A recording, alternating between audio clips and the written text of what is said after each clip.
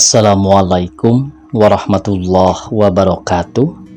Pamirsa subscriber ke Sunda anu satia satuhu manco dina dangat ayana urang neraskeun deui hanca dongeng Tunggara Nyandang Panjara bagian kadua. Ieu anu nganggitna nyaeta Bapak Tatang KS. Sumangga supados teu nyangkolong teuing kana waktos wilujeng ngadangukeun. Sanggemna eta murang kali teh kieu deui mangga abdi wangsul ka lembur namung hoyong dipira aku pun lanceuk kalayan abdi alim di apa sareng di mamah hoyong di emang sanggemna teh kalaresan carogena teh ujug-ujug ridaon mirak kalayan ibu ramana eta murang kali di emang tos kitu mah carogena mulih kasarakanana atuh Nyi Oti teras di dieu sareng emang. Rag Mang Murtasim nyarita nangarandag teu dikebatkeun kulantaran kapegat ku Bi Uti ngegero Suherman. Medaya pikir senaon Bi? Tanya Suherman bari norojol nyamperkeun Bi Uti anu kabeneran harita keur ngawadahan sangu kana boboko. Sawios ngobrol mah engke deui wae. Sanes hamineun Mang nama upami tos ngabako teh. Mangga angguran geura tuang heula kadinya. Keun candakeun ka bumi mah tos disayagikeun. Bi Uti bari ngasungkeun piring ka Suherman. Ah, moal Bi, margi areungap keneh sawios sanes nampik pangasih. Malih mah aya saena abdi disauran ku Embi. Upami teu kitu mah kana tangtos abdi kajongjonan. Kana tangtos abdi kajongjonan ngobrol sareng anu dirorompok bilih arep-arepeun. Sakantanan wae abdi permios bade wangsul. Punten wae Mang, sanes teu sono abdi teh. Gampil sanes waktos abdi ka dieu, Suherman bari ngajak sasalaman ka Mang Murtasim. Mangga atuh jang ari moal tuang heula mah. Hapunten wae nya, Mang sareng embina ngadamelkeun ka ujang. Mang Murtasim bari ngajajabkeun nepi ka lawang pagara. Suherman lempang gagancangan kulantaran tu boleh ingat wae kanu di imah lempang ngagedig bari manggul pacul leungeun anu sabelah nanggeui bungkusan sangu pamahanan Bi Uti. Barang tepi kaburuan katingali ku Suherman di imahna aya semah tiluan lalaki wungkul. Can sidik mah kana rupana eta semah Suherman ngarasa kaget kulantaran salilana oge can pernah kasemahan kuno jauh katambah-tambah katingalina ti kajauhan mah semah teh siga nu keur ngarobrol bari rarat reret. Geus deukeut kalawan sidik kana rupa hiji-hijina eta semah plong hate Suherman ngemplong teu ngarasa kaget teuing. Si mana horeng semah teh babaturan ulin baheula waktu pada bubujangan anu tayalian ngaranna Ojo Karnaen jeung Tarmedi urang babakan negla.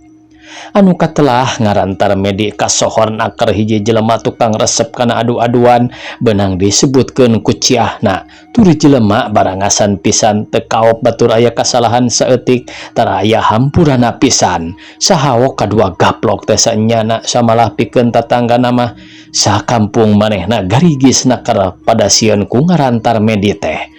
Entong boroning ku bakna neunggeus cacakan kakara ku hoakna oge sigana teh mani murungkut. Kawantu ngaranjeng dedegan teh ngumbang pisan awak jangkung gede panon bolotot rupa kulit hideung jaba beungeut bewosan ku godeg. Aduh, edas maneh kabadi langit euy. Sugan teh semah nonoman bieu mah. Boro tadi mah dek balik deui moal tuluy nyamperkeun. Suherman bari ngecagkeun pacul tuluy asup ka dapur mikeun sangu pamahanan ti Bi Uti ka Nyi Titi. Geus lila onom-onom kumaha daramang onom teh? Tanya Suherman ngabanyolan bari ngajak sasalaman. Pok Karnaen miheulaan nembalan bari nyindiran ka Ojo dumeh bibir Ojo rada sondai alias rada jebleh. Pangesto pun ade makan tun jebleh na parantos sae kata abdi mah kantun kai arnen monyong keneh tembal Ojo malik nyindiran Karnaen. Na jublah jebleh teuing monyong Karnaen bari ngabalieur. Atulah monyong-monyong teuing maneh teh jebleh tembal Ojo deui. Anggar bedul atah mah Ari geus ngaraco teh manggeus bisa ditalipakan ku dewek. Tarmedi bari ngisediukna. Sanya nama kieu man anu matak saya ka dieu teh saperkara hayang panggih kulantaran geus heubeul naker teu papanggih jeung ente. Kadua perkarana ngadenge beja yen ente dina waktu ieu keur tunggara. Kumaha ayeuna mah lamun kieu wae milu jeung saya. Saukur dahar mah piraku teu hasil euy. Kumaha kira-kira daek? Tanya Tarmidi bari netep kana beungeut Suherman. Kae heula med ngadenge caritaan ente bieu pikeun saya ngarasa bungah saacana oge. Sugan saya deuk nanya ka ente, milu teh milu kumaha? Naha digawe atawa naha dagang? Lamun digawe di mana? Lamun dagang kana naon? Gampang ari dapon milu wae mah. Kitu oge lain ari saya teu percaya mah ka ente, jawab Suherman. Alah, ente mah kusok ngelobaan catur ari taun teh. Soal usaha ngan usaha eta kana naon wae. Pokona kepentingan keluarga kacumponan.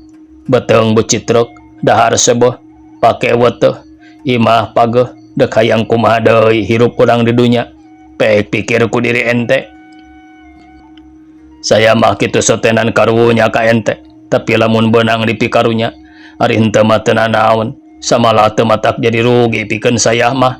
Tarmedi nyaritaan diri Suherman anu memang caritaan Tarmedi merenah pisan. Tapi duka teuing soal kanyataanna mah teu bisa nerangkeun. Sok aya paribasa leuwih jero beunang di teleman. Hati jelema mah najan deet teu beunang di kobet. Ayeuna atuh kieu wae med perkara pangasih ente ku saya. Sakali deui katarima ngancan mere kaputusan ayeuna. Deui badami heula jeung indung budak karujukan henteuna. Tah poe isuk saya pasti ka ditu mere putusan ka ente. Lain kuna naon saya minta izin heula ti pamajikan teh. Ngan ngingetkeun pamajikan saya sok datang-datangan boga panyakit nyeri angen. Sok leheung meesan saya nyampak aya. Eta ari dina waktuna saya eueuh karunyana teh mangkaning teu boga pisan batur. Aduh. Kulucu ari Herman. Soal kitu-kitu wae make deuk minta izin heula ti pamajikan. Ieu, kudu cara saya ari jadi lelaki mah.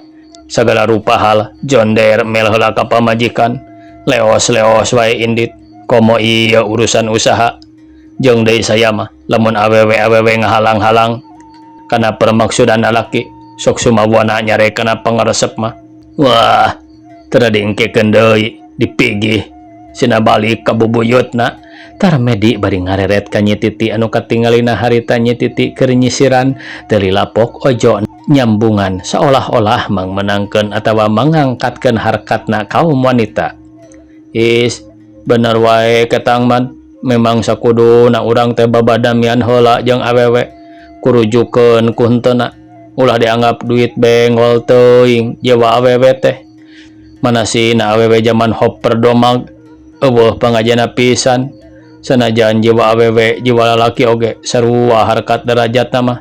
Coba ayeuna mah ku kamajuan zaman entong baroning jiwa lalaki luas terjun bebas tina kapal udara teu kurang-kurang jiwa awewe oge luas kana kitu.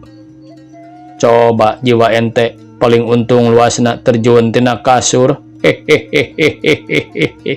Ojo nyarita ditungtunganku siri meningah heheh manisa pisan. Si bedol ada ngomong teh sok ditungtungan nu lain-lain masih can cager keneh balik ti Cikeumeuh teh. Tarmedi bari ngabalieur. Anu matak pangna saya can cager keneh teh kulantaran ningali Kai Arnen masih keneh ngajubleg kalah beteung wae kitu nampuyak siga bulan alaun tembal ojo malik efek bari ngarampa beteung Karnaen anu harita keur ngeunah-ngeunah nundutan. Gurubug Karnaen ngagurubug beteung mani ngarempod ngerasa getek kalawan ngerasa reuwas. Maklum keur ngeunah-ngeunah nundutan beteung dicolok ku ojo. Ari sejebleh tayoh ka ngamplehna ari geus ngareurewas batur teh kumaha lamun bitu sakieu harese ngalaeusina teh batur keur ngeunah-ngeunah nundutan ayo beteung dicolok. karnaen barinya bahkan betengna anu memang beteng karnaen siga buatan paleren. Atungan kay wae Tarmedi jeung Suherman sareri manipating arak kay sareeleun nyeung serikeun lalampahan ojo jeung karnaen. Samalah nyititi oge sajeroning nyisiran kabawakeun milu seuri. Eueuh tungtung naon deui wae bae. Ayo urang baralik. Eta mah kitu wae nyaman. Isukan ku saya ditunggu keputusanana di imah. Jung nangtung Tarmedi teh bari menar-menar calanana kusut urut diuk gejelig tarurun ti imah Suherman. Awahing ku betahna hirup di dunya teu karasa waktu nyerelek nyedak ka magrib anu teu lila trongkoh kol disusul ku sora adzan. Allahu akbar Allahu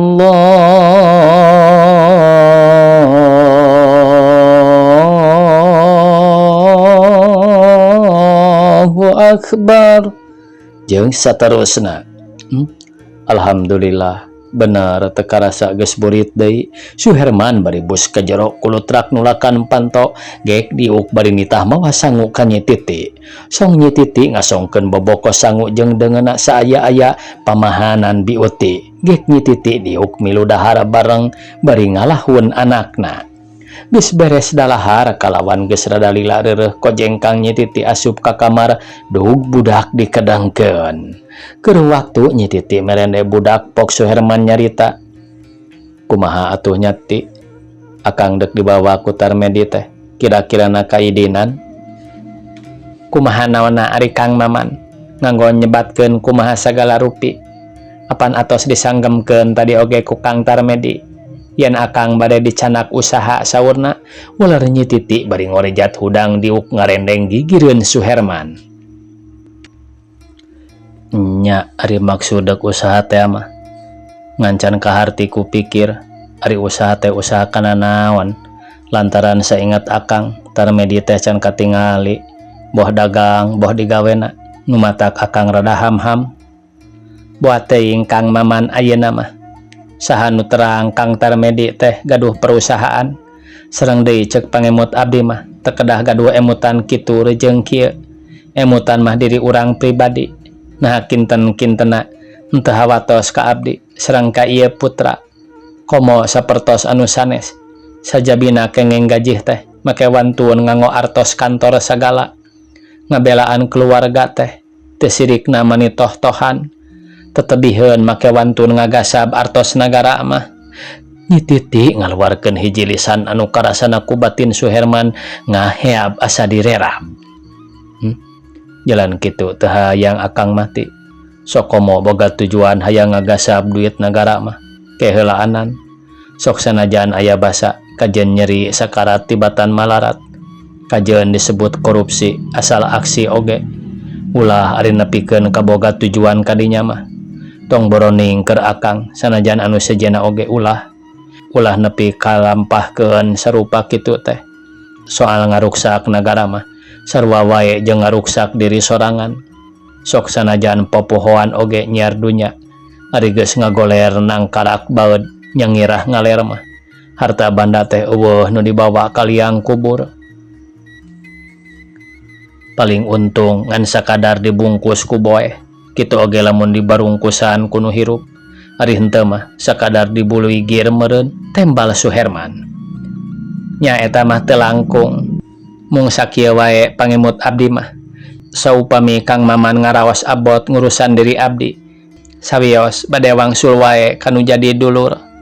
Walar Nyi Titi goloyoh ngedeng bari ngeukepan budak. Barang ngadenge omongan ti Nyi Titi kitu meg hate Suherman asa mentegeg anu lain dikira. Ceuk sompralna teh mah asa dibentar ku gelap lamun geus teh mah anu kakara pisan narima caritaan kitu tinu jadi pamajikan. Suherman ngeluk tungkul lirbuek menang mabuk sakecap ge teu daek nembal deui antukna ngandug wae ngedeng nang karak bengkang panon nyileuk. Hate ratug lir tutunggulan eusi batin perang sabil timbul tanya jawab dina hate. Gugu entong, gugu entong, gugu entong pang jurung pamajikan. Ari digugu ku aing kudu ngahiji jeung Tarmedi sok inggis kabaud kana jalan teu bener, sedengkeun laku lampah Tarmedi teh geus pada nyaraho sagala rupa hal tingkah lakuna atawa pagaweanana anu dipondah ku hukum agama atawa hukum dari agama teu boleh dijalankeun. Dina enggoning rumah tanggana cek beja mah taralana boga pamajikan gawena cuk cerek wae, samalah boga pamajikanana oge geus aya kana salikur kalina. Kitu cek terentes si batin Suherman anu akhirna kakuatan batin Suherman ngadak-ngadak eleh ku kadorongna kahyang pamajikan kalawan pangrojongna hawa iblis nu tumapel dina batina. Leng Suherman ngarasa tunduh reup sareti branaker kerek mani gegelegeran nepi ka poho disimbut-simbut acan. Isukna sabada Suherman balik ti cai kurunyung nyamperkeun ka Nyi Titi anu keur ngebelengkong ngadaraikeun tonggong kana panon poe bari diharudum ku anduk butut kadua budak. Ti doakeun atunya deuk Tarmedi teh sing aya milik kalawan sing hasil maksud. Doakeun apanya Kasep. Suherman bari celengok pipi budak dicium tanda mika dedeuh kanu jadi anak.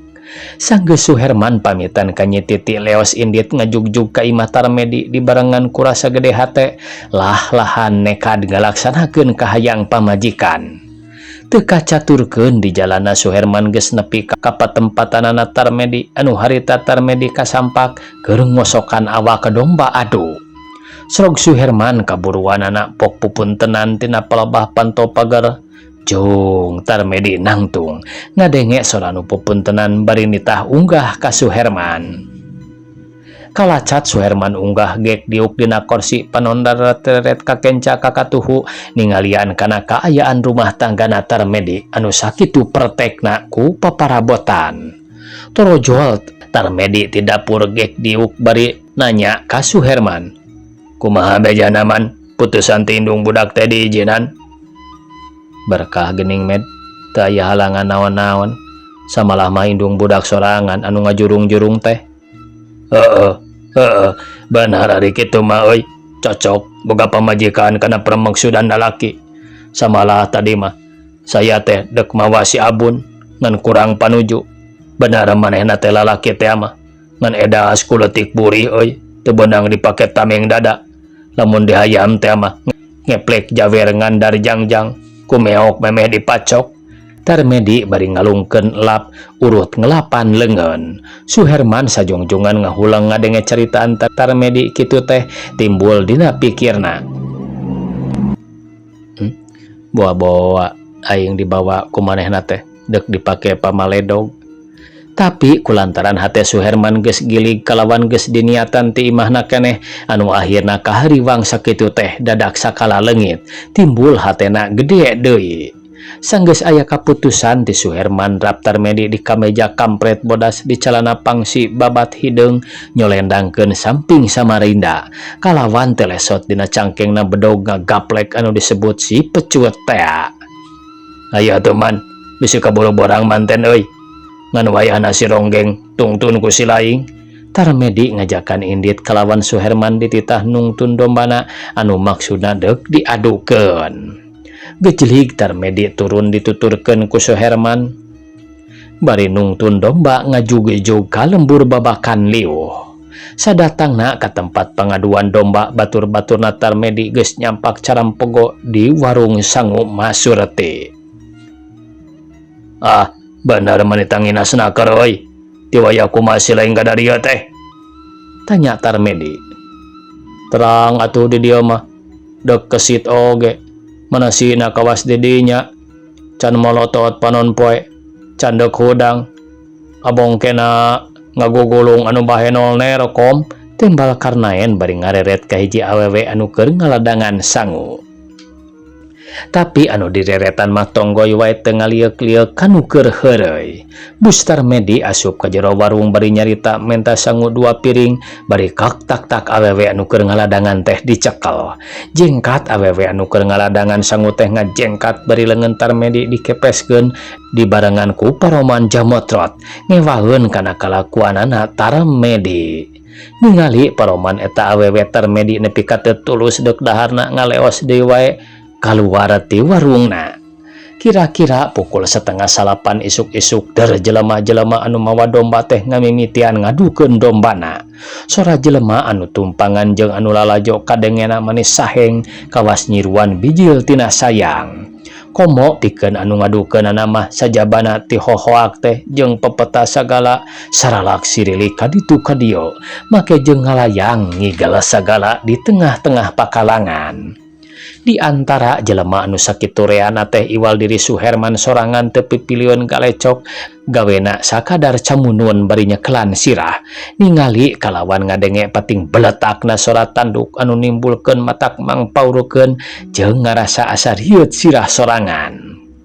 Sanggeus domba-domba anu sejen diadukeun Buster Medi ka jero pakalangan bari nungtun dombana di kongkoyang karembong palangi anu meunang ngahaja mawati imah. Tulila torojol Muhammad Tosin nungtun domana anu tekung silila der domba Tarmedi jeung domba Muhammad Tosin diadukeun kaayaanana matak bungah anu lalajo sarua pada kesitna pada kuatna. Jelema-jelema mani moyeg pada hayang sidik kana ulina domba Tarmedi anu lilandih sironggeng. Kaayaan Tarmedi di tengah pakalangan mani teu cicing saralak siririk bari hohoak ceger kalayang ceger kalayang ceger. Tarmedi ngalayang ngigel di tengah pakalangan. Suka dumeh domba anu Muhammad Tosin ditobruk 2 kali teh teu kuat ngabangkiong. Bales ya Gombar, cek Muhammad Tosin nitah males ka dombana. Sirilik ceger sirilik ceger. Sakali deui sia Gombar. Sirilik ceger menang 3 kali neunggar. Domba Tarmedi latam letem ngahuleng mun di jelema teh mah ngarasa lieur teu puguh titingalian. Ting tit ting dur ting tit ting dur dur dur ting tit ting dur. Cuk Muhammad Tosin bari jijingklak nabehan bujur sorangan gutak gitek sungut noroweco. Mundur sia ronggeng. Tarmedi di barungan pasemon geuneuh dititah mundur kuno bogana teh kacida pisan ngartina gancang si ronggeng mundur lalaunan bari bujurna guyat-giyat. Maju ijah sakali deui ijah timpa deui ronggeng. Kedebut si ronggeng ti suksruk kulantaran si Gombar pinter rada ngagilakeun awakna kagigir. Wadang sia ronggeng. Tarmedi nitah hudang ka si ronggeng. Barang si ronggeng hudang teu kanyahoan si Gombar geus mundur ngawahan sarabat cedak pluk si ronggeng rubuh teu bisa cengkat deui katingali tandukna sabelah anu kenca semplak. Muhammad Tosin pepeta bari hut-het di tengah pakalangan bungah taya papadana dumeh dombana ngelehkeun anu Tarmedi. Ningali si ronggeng ripuh kalawan Tarmedi ngarasa panas ku pamorahna Muhammad Tosin.